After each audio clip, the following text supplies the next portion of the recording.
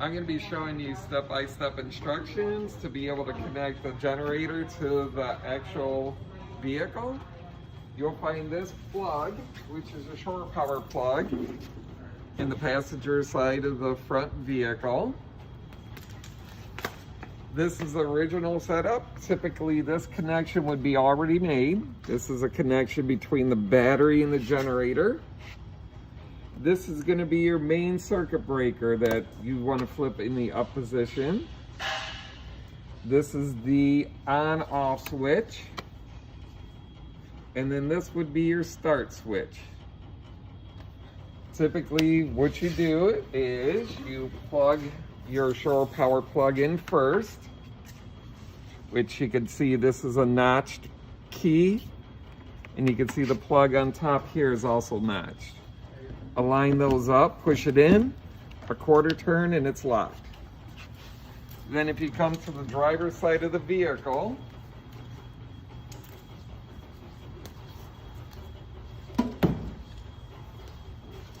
same thing here. You can see there's actually two notches. The best way to gauge it is there's a silver part on the plug that aligns up with the silver part on the receiver. Same thing, align those, push it in, quarter turn. This one also has a lock nut on it. You just twist a few times. Now we're ready to start the generator. On the side here, there's a fuel on off. You can see by this marking up here, straight up and down is on, across is off. Typically you can leave this on, you don't have to shut this off. We're ready to start. Breakers on, switch is on. Push and hold this for 2 seconds.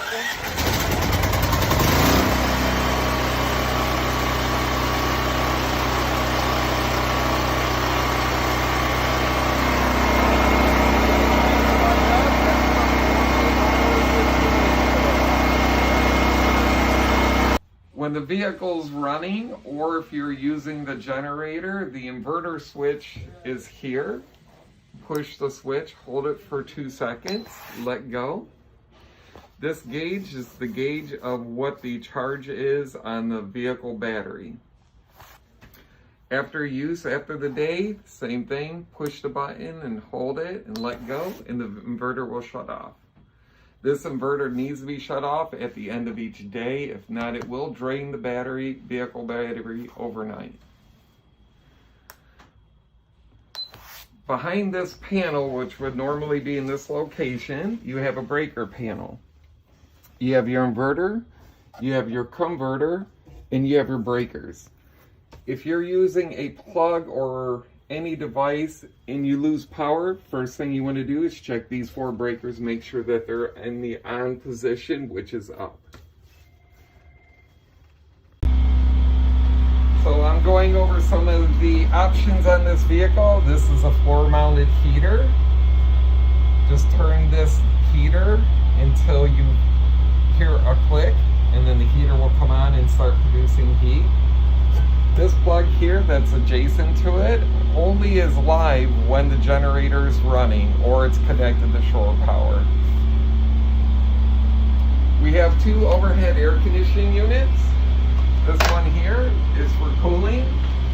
Turn the knob in the gray position all the way over to the fastest speed, slowest speed, and the slowest speed.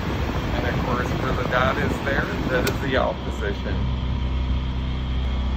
This unit is driven by the vehicle's motor. While you're going down the road, you can use this air conditioning. Or if the vehicle's running stationary, this air conditioning will work also. All these vehicles come with a sink. Flip this latch at the bottom, the doors will then open. We have 2 different tanks inside of this. This is the freshwater tank that this just lifts off, can be filled, put back on. At the end of each use, this is the gray water tank. Simply just pull out the tube, drain it, and then put the tank back in. This is the hot water tank, and then this would be your pump. There's an on-off switch on this. Make sure the line on this is to press down. That is in the on position.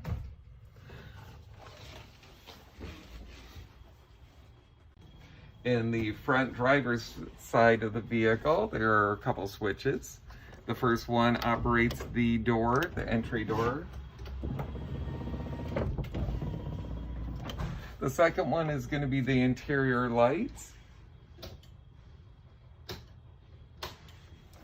The third one, if you turn it on, that actually energizes the wheelchair lift in the back. If you have problems with the automatic doors opening, there is a manual switch here. You pull it in that position there. That releases the door to be able to use them manually.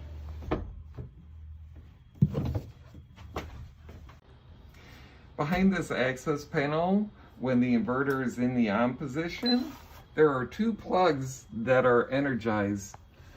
This plug here next to the breaker panel is energized with the inverter on. The second plug is located towards the rear of the bus, next to the handicap lift, which is this plug here. Typically, these are plugged into the refrigerators and any other devices that you need to keep running while the vehicle's going down the road or on shore power. To deploy the wheelchair lift, you first put on the emergency brake, then hit the wheelchair button. Open the doors. The light should be on. That means you have power.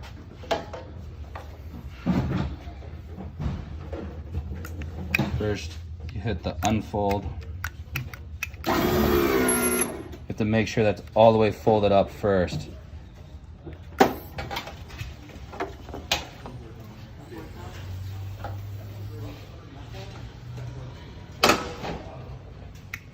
And the down button.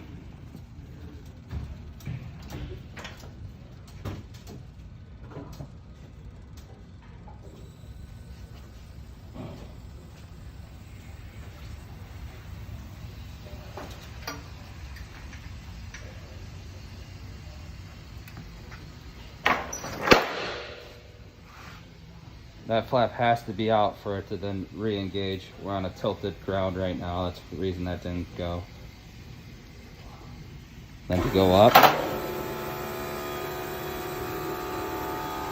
you reverse it, up button.